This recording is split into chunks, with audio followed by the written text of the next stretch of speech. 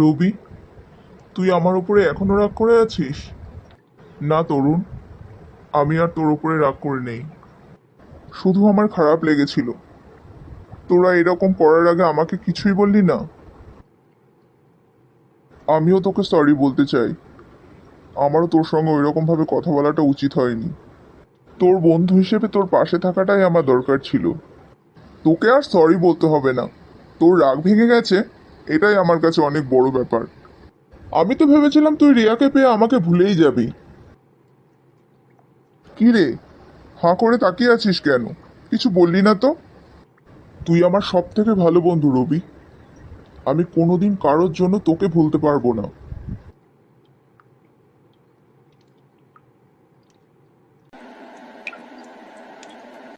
তরুণ, আমি তো তোমাকে চিনতেই পারিনি।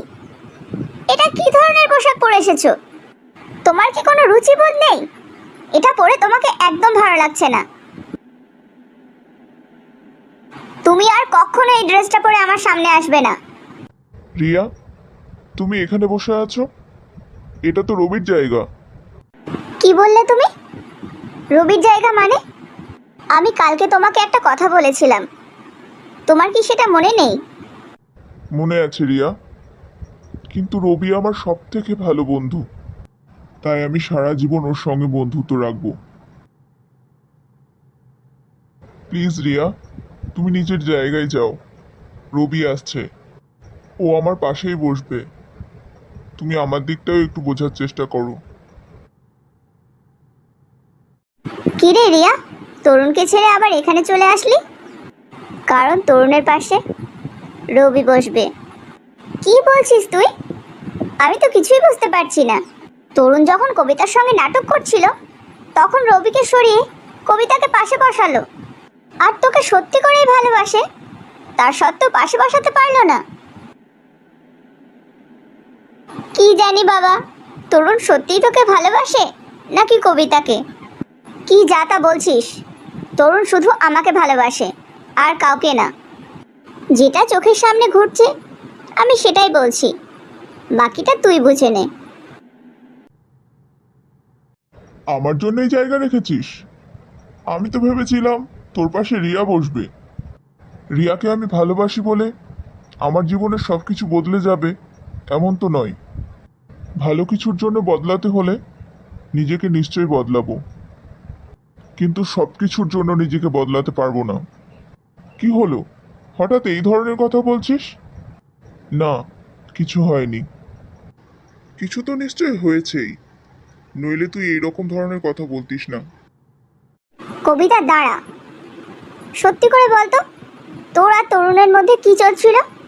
মানে, তোকে তরুণ কিছু বলেনি? বলেছে, কিন্তু আমি তোর মুখ থেকে শুনতে চাই। কি শুনতে চাস বল? তরুণ তোকে সত্যিই ভালোবাসে, তাই তো? কি বলছিস? তরুণ আমাকে না, তোকে ভালোবাসে। তরুণ যদি আমাকেই ভালোবাসবে, তাহলে ও আমার কথা শুনছে না কেন? তরুণ তোর কথা কেন শোনেনি সেটা আমি কি করে জানবো? কিন্তু আমি জানি, তুই ওকে আমার নামে উল্টোপাল্টা বলে নিজের দিকে টানার চেষ্টা করছিস, কারণ তুই ওকে ভালোবাসিস। তুই কি মনে করিস আমি কিচ্ছু বুঝতে পারি না? তরুণ আমাকে ভালোবাসে বলে তোর সেটা সহ্য হচ্ছে না। না রিয়া, তুই আমাকে ভুল ভাবছিস। আমি কিচ্ছু ভুল ভাবছি না। এবার আমি সব কিছু পরিষ্কার বুঝতে পারছি।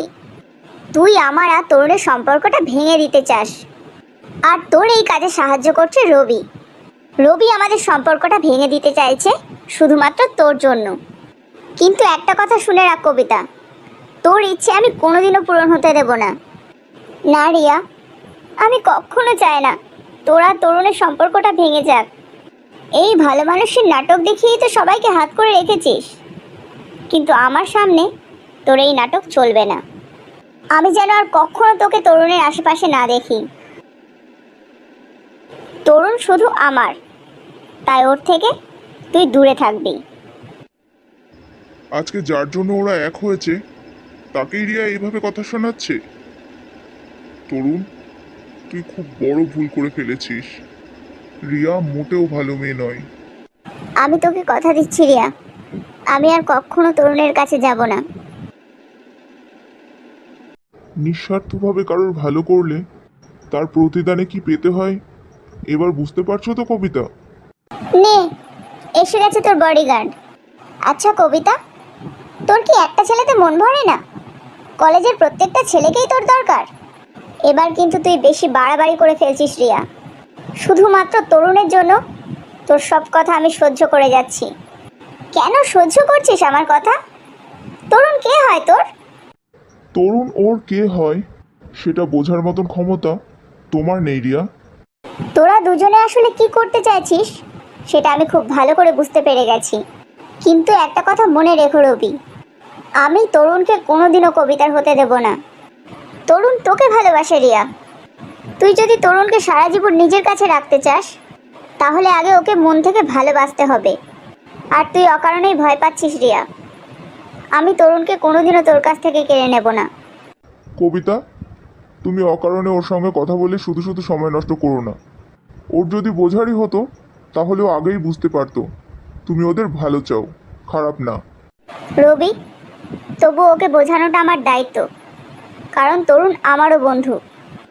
রিয়া, ভালোবাসাকে ভালোবাসা দিয়ে আটকে রাখা যায়, হিংসে দিয়ে নয়।